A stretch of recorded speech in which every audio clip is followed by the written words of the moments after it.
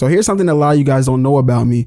I actually grew up around the corner from the Hellcat. Now, I know a lot of you guys think that he's from Philly, and he is from Philly. However, he definitely moved out to the suburbs in New Jersey. I'm not going to say which town exactly, but he moved out to the suburbs, and I happen to actually live around the corner from where his house is at. But the Hellcat is always kind of a inspirational story for me. I'm not gonna lie, being from Philly myself, it's just cool to see. Like, I remember even in high school and stuff, me and my brother, we would take walks around the neighborhood. Of course, you would know, you got a little tweed, had a little puff, you feel me? When you're a kid, you don't got nothing better to do but to just enjoy yourself. So we just walking around, and a lot of times we'll walk past his house for inspiration, seeing all them cars outside, seeing a nice big house and everything, and just following him on YouTube and Instagram. It was almost like surreal seeing him in real life.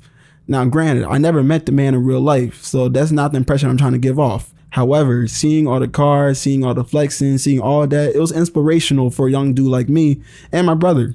Now, with all that being said, fast forward to a few years later, and now he has been arrested by the feds, and he's been sentenced to 5.5 years in prison for being the ringleader of a cable privacy company. My first thoughts on this was, man, if only he did not do YouTube. What the fuck that got to do with me? Let me explain. All right, so before I even get into this, I think I should give a little background of why he got rich in the first place and why he's being arrested for being a ringleader of a cable piracy company.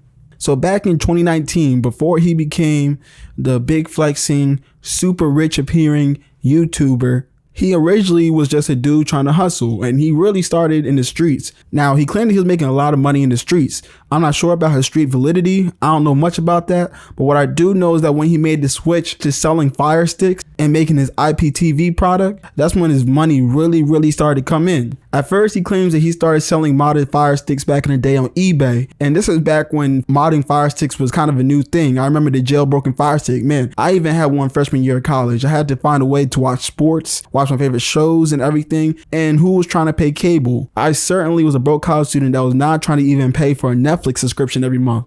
So the best thing to do was to pay like $30 for a modded jailbroken Fire Stick, and that solved all my problems. I could stream any team I wanted to across the globe because I didn't just watch the local Sixers or the local Eagles. I wanted to watch everything. And for the people that were selling Fire Sticks at the time, jailbroken ones at that, it solved their problems most definitely because they got rich. So Hellcat saw not only opportunity in selling modded Fire Sticks, but he saw opportunity beyond that because there started to be a crackdown on modded Fire Sticks on places like eBay and different marketplaces. So Hellcat, still knowing that there was opportunities to be made with this product, decided that instead of selling the Fire Stick itself, why not make a service on the Fire Stick for the customers already sold to? So he started to work on a pirate IPTV product, which could help him make some more money. Now, for those of you who don't know what an IPTV product is, it's basically when someone steals cable service from major providers like Xfinity, Verizon Fios, DirecTV, etc., and they redirect it to their own service, which they charge money for, and they take the profits for themselves. So this is what Hellcat did. He ended up making his own IPTV product called Gears TV and Gears Reloaded, and he ended up charging $15 per month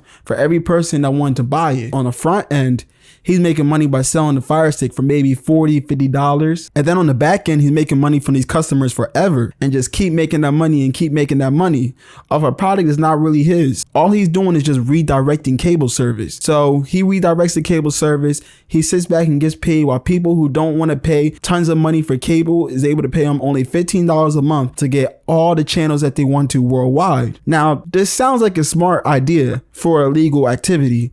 And Hellcat has proven himself to be a pretty smart dude. He knows how to get to the bag. Now, where he messed up is the endless flexing. Come on now, dog. Come on, man. Because you see, when I was looking up to Hellcat, I figured that a dude that was able to get money like he did, move up out of Philly and move to the suburbs and stay low key like he did, had to be moving smart in some type of way. But that still didn't take away from the fact that he was pushing himself as a rich YouTube personality, and that ultimately hurt him in the end time. Now, I know the argument, most of us wouldn't know who he was without it, but that's cool because in his case, he already was making money before he even did YouTube and stuff. He claimed that his IPTV service made him over $200,000 each day. The downfall of Hellcat was wanting the attention. See, most people do YouTube because they want some type of financial freedom. time freedom. They maybe want to be digital nomads, travel the world while they're making money, or they just have a personality they feel like that'll be good for the big screen. And Omni and Hellcat fell in the category of the latter because he didn't need YouTube for financial purposes. He already had the money. He just wanted the attention, from the endless flexing to the big reloaded chains to the endless cars in his driveway that he always showed off to the boats that he had. That's all good and all if you're staying low key, but he decided to take it to the internet, hanging out with rappers, different celebrities.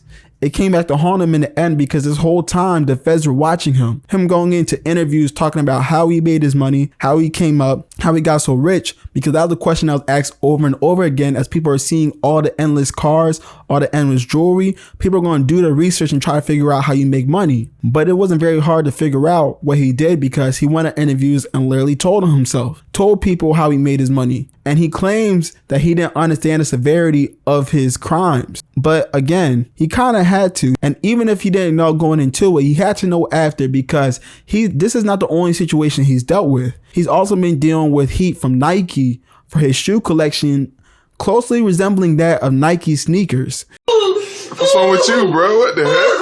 You tripping, bro. You tripping. So again, he has a lawyer for all this stuff.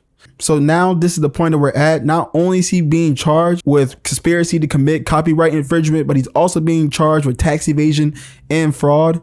He claimed the first time that they messed with him about tax evasion that it had to do with his accountant screwing him over. But again, this is an excuse that a lot of people use. So I'm not sure how valid this is or how true that is. But a dude in Omni and Hellcat's financial position, I highly doubt isn't on point about his money and his finances. Whether it's on his accountant or him, it doesn't matter, because at the end, he's the one taking the heat for it. This dude had a chance to be, he already was a multimillionaire, but he had a chance to change his family for generations and generations from what he did. Legal or not, I do believe that if he stayed low key, then it would have worked out for him. And at the end of the day, the only ones that are suffering from all this is his family. I hope things work out for his family. I hope things work out for his wife, his kids, because no kid should have to go 6 years without their father in their life, in their childhood, and no family should have to deal with what's coming for them. Everything would have worked out, but it's when people want to be like rappers and get to the internet, that's where they mess up. What do you guys think about this whole situation? Do you feel like Omni and Hellcat could have got away with it? Or do you feel like he could have been, chilling on his millions right now in his big crib if he didn't go to the internet? Or do you guys feel like I'm tripping? Do you guys feel like the feds would have got him anyway? They do got 99% conviction rate. So, hey. But let me know what y'all think in the comment section. Until next time, it is your boy Teflon Perp. I appreciate y'all. Catch y'all next one.